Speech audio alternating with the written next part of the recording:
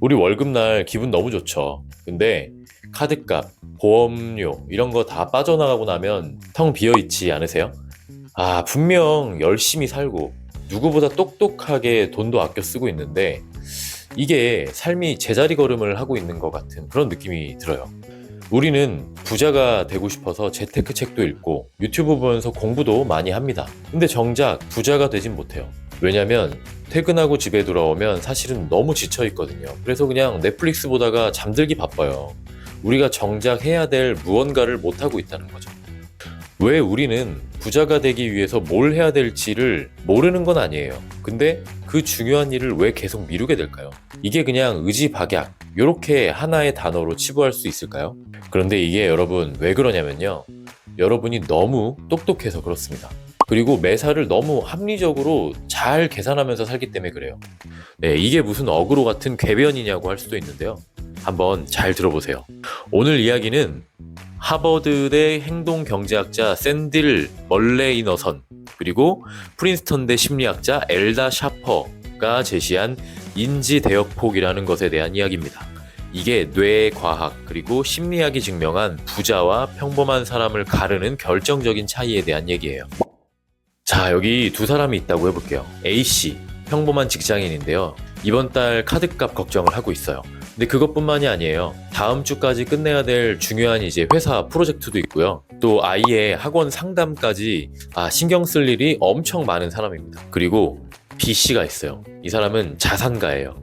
이분은 이번 분기 자산 포트폴리오를 점검을 하고 새로운 세법 개정안이 본인 소유로 있는 그 부동산에 미칠 영향을 검토를 하고 있어요.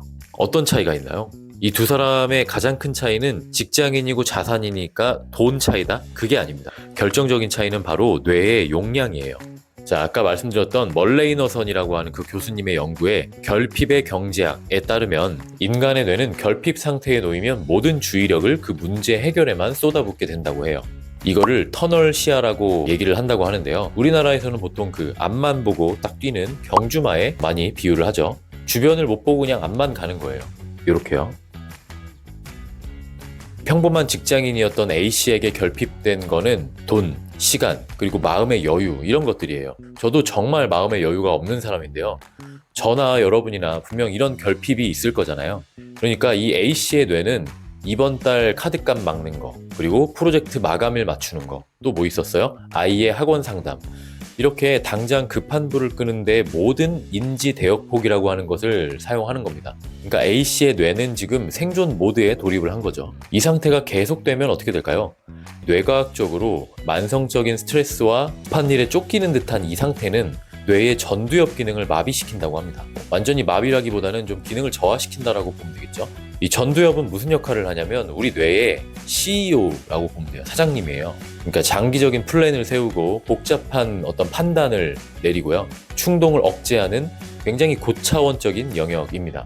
그런데 지금 직장인 A씨의 뇌는 지금 당장만을 외치는 편도체한테 지배를 당한 거죠. 그래서 정작 CEO인 전두엽이 제대로 작동하지 못하고 있는 상태인 거죠. 그 결과는 어떨까요? 직장인 A씨는 이미 너무 생존 모드에 돌입해서 뇌를 많이 썼기 때문에 퇴근을 하고 나면은 5년 뒤에 노후 계획이나 자산 배분 같은 정말 중요하지만 급하지 않은 이런 생각을 할 수 있는 뇌 용량이 남아있지 않게 되는 거죠. 이미 다 쓴 거예요. 자, 반면에 아까 자산가였던 B씨의 뇌를 한번 얘기를 해볼게요. 일단 B씨는 돈이랑 시간의 그 결핍에서 자유로워요. 그래서 B씨는 카드값을 걱정하는 대신에 확보된 그 인지 대역폭이라고 하는 그것을 오로지 미래의 기회를 탐색하는 데 더 쓸 수 있는 거죠. 평범한 A씨는 급한 불을 끄느라 전두엽이 마비됐다고 했죠. 그런데 부자인 B씨는 전두엽을 100% 본인에게 돈을 벌어다주는 시스템 그리고 자산을 만드는 데 활용을 하고 있는 거죠. 이것이 바로 결정적인 차이입니다. 평범한 사람은 자신의 시간을 팔아서 돈을 벌죠. 근로소득이라고 하고요. 부자는 자신의 시간, 이 뇌를 활용해서 돈을 버는 자산 시스템을 만듭니다. 이걸 자본소득이라고 하고요. 그러니까 직장인 A씨가 야근을 해서 100만 원을 더 버는 동안에 자산가인 B씨는 그 시간을 100만 원을 자동으로 벌어다 줄 수 있는 시스템을 설계하는 데 쓰는 거예요. 여기서 그 결정적인 차이가 나오는 거죠. 이거는 정작 부자가 되는 장기 전략을 세우지 못하는 거죠. A씨가 나쁘거나 어리석어서 그런 것이 절대 아닙니다. A씨는 오히려 굉장히 현명하고 현실적인 사람이에요. 그러니까 이 A씨 같이 똑똑하고 성실한 사람들은 매일의 생존 과제들을 쉽게 넘기지 못하겠죠. 현실적이고 똑똑하고 매사에 합리적인 판단을 해야 되기 때문에 그런 거겠죠. 그러니까 앞서서 이 용량들을 너무 빨리 많이 써버리는 거죠. 그래서 정작 부자가 될 수 있는 그 장기 전략, 그거를 세우는데 뇌의 용량을 쓸 수가 없었던 겁니다. 그것이 제가 말씀드렸던 똑똑하고 현명한 사람들이 부자가 될 수 없었던 이유죠. 그러면 그냥 그 얘기만 할 게 아니라 어떻게 이 지독한 그 터널에서 빠져나올 수 있을까요? 그러니까 이 앞만 보고 달리는 경주말을 어떻게 시야를 트이게 할 수 있느냐, 이 말이에요. 이거는 제가 의지의 문제는 아니라고 말씀드렸죠. 이거는 시스템의 문제입니다. 해결책도 역시 뇌과학에서 찾을 수 있는데요. 우리는 결핍에 소모되었던 그 뇌의 용량을 되찾아와야 됩니다. 그러려면 어떻게 해야 될까요? 첫 번째는 의사결정을 자동화해야 됩니다. 부자들이 가장 아끼는 것은 돈이 아니에요. 인지대역폭, 아까 말씀드렸던 뇌의 용량을 아끼는데 혈안이 되어 있습니다. 마크 저커버그가 매일 똑같은 옷을 입는 거 아시죠? 그거는 오늘 뭐 입지? 이런 어떤 사소한 결정에 뇌의 용량을 1%도 쓰고 싶지 않았던 거예요. 잘 생각해보면 스티븐 잡스도 역시 마찬가지였죠. 이거는 우리들의 그 평범한 일상에서도 적용할 수가 있습니다. 이번 달 저축을 할까 말까 이런 거 고민하지 마세요. 그냥 월급이 들어오자마자 적금, 연금, ETF에 강제 이체될 수 있도록 자동화 시스템을 내 스스로 만들어 놓는 거예요. 급여를 받으면 거기에서 카드값 먼저 나가고 이렇게 지출이 나간 다음에 남은 걸로 저축하는 게 아닌 거죠. 그러면 또 이거 저축을 내가 얼마를 해야 되고 뭐 이런 고민들이 쌓이는데 그런 거에 뇌 용량을 쓰지 말자는 거예요. 그냥 급여가 들어오면 내가 정해놓은 저축은 빠져나간 이후에 그리고 나서 나머지로 지출을 활용을 해야 되는 거죠. 그러면 일단 첫 번째로 나의 자산을 구축할 수 있는 시스템에 조금 더 근접할 수 있게 됩니다. 이것만으로도 이 저축에 대한 고민, 이거를 뇌에서 지워버릴 수 있겠죠. 두 번째는 중요한 일을 위해서 뇌 용량을 확보를 하라는 거예요. 우리의 전두엽은요, 아침에 일어났을 때 가장 활발하게 작동한다고 해요. 그만큼 인지대역폭이 넓기 때문에 그렇겠죠. 저녁이 될수록 피로하니까 지쳐서 기능이 떨어진다고 합니다. 근데 대부분의 직장인들은 어떤가요? 가장 중요한 나의 미래, 뭐 재테크라든지 사업 구상, 이거를 뇌가 가장 지쳐있는 퇴근 후로 미루는 게 보통입니다. 그러니까 넷플릭스를 이길 수가 없겠죠. 그래서 여러분 순서를 바꿔보세요. 30분만 일찍 일어나서 뇌가 가장 쌩쌩할 때 이 뇌를 급한 일이 아니라 중요한 일에 먼저 사용을 하세요. 30분만이라도 이 전두엽의 골든타임을 확보하는 것이 부자의 뇌를 따라가는 첫 번째 걸음이라고 할 수 있겠네요. 물론 이렇게 말하고 있는 저는 아침잠이 정말 많아서 못하고 있습니다. 하지만 여러분은 할 수 있습니다. 세 번째는 일단 하나의 시스템을 설계를 하는데 집중하세요. 아까 말씀드린 것처럼 직장인 A씨가 100만 원을 벌기 위해서 썼던 시간을 자산가인 B씨는 그 시간을 100만 원을 자동으로 벌어다 줄 시스템을 설계하는데 썼다고 했죠. 이것처럼 여러분도 이 하나의 자동화 시스템을 만드는데 일단 집중해야 됩니다. 두 번째로 얘기한 뇌 용량을 확보를 했으면 그 확보한 용량을 이런 곳에 쓰라는 거예요. 부업이든 투자든 온라인 사업이든 좋습니다. 처음엔 당연히 노동력이 들어가겠죠. 공부도 하고 이러다 보면요. 그런데 궁극적인 목표는 내가 없어도 돈이 들어오는 구조를 만드는 것, 이것이어야 합니다. 여러 개의 파이프라인을 동시에 만들어 보겠다고 인지 대역폭을 낭비하지 마세요. 뇌의 모든 에너지를 급한 일 처리가 아니라 하나의 자동화 시스템 구축이라는 가장 중요한 일에 쏟아 부어야 됩니다.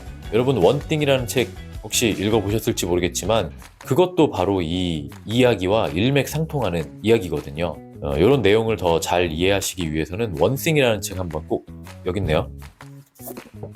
원싱이라는 책 꼭 한번 읽어보시기 바랍니다. 저 같은 경우는 풀 오토 운영이 가능한 매장을 구축하는 데 힘썼죠. 그래서 지금은 시스템을 구축한 상태예요. 혹시 이런 내용이 궁금하신 분들은 이 관련 영상을 제가 아래에 고정 댓글에 링크로 걸어 놓을 테니까 한번 참고해 보시고요. 자, 그래서 부자와 평범한 사람의 차이는 의지력이 아니었습니다. 바로 인지대역폭이라고 하는 거였죠. 부자들은 뇌 용량을 자산 구축이라고 하는 핵심 문제에 집중해요. 그래서 이 전두엽이 가장 활발할 때 이 모든 에너지를 중요한 일에 쏟아붓는 거죠. 평범한 사람들은 이 뇌 용량을 일상 생존이라고 하는 급한 문제에 소진합니다. 똑똑하고 현명한 사람들은 주로 현실적이다 보니까 이 앞선 생존 과제를 먼저 완벽하게 해결하는데 더 혈안이 되어 있는 거예요. 물론 이게 잘못된 방향은 아니지만 만약에 내가 원하는 방향이 조금 더 경제적으로 나은 삶이라면 우리는 바로 이 인지 대역폭이라고 하는 것에 한번 초점을 맞춰볼 필요는 있을 것 같아요. 그래서 여러분이나 제가 바쁘고 열심히 살아가는데도 부자가 되지 못하는 이유는 게으르거나 멍청해서가 아니라는 겁니다. 그냥 결핍의 터널에 갇혀 있었던 거예요. 전두엽을 제대로 활용을 할 기회도 얻지 못했기 때문이겠죠. 이 영상을 보고 있는 여러분들이라면 이미 변화를 꿈꾸고 있는 분들이라고 생각합니다. 오늘 영상을 보고 스쳐 지나가지 마시고요.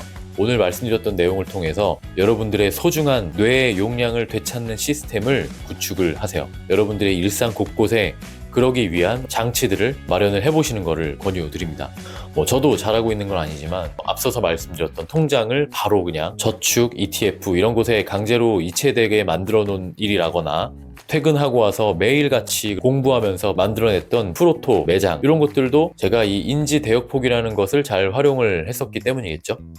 자, 그러니까 뇌를 생존 모드에서 벗어나서 계획 모드로 바꾸는 것에 집중을 해보십시오. 여러분의 삶도 바뀌기 시작할 거라고 굳게 믿습니다. 자, 그럼 오늘 영상은 여기까지 하고요. 오늘 영상이 여러분들의 인생에 조금이라도 도움이 됐으면 좋겠습니다. 자, 그러면 저는 또 평범한 사람들이 더 나은 삶을 살 수 있게 되는 그런 지식을 전할 수 있는 영상을 가지고 찾아뵙도록 하겠습니다. 그럼 다음에 또 봬요.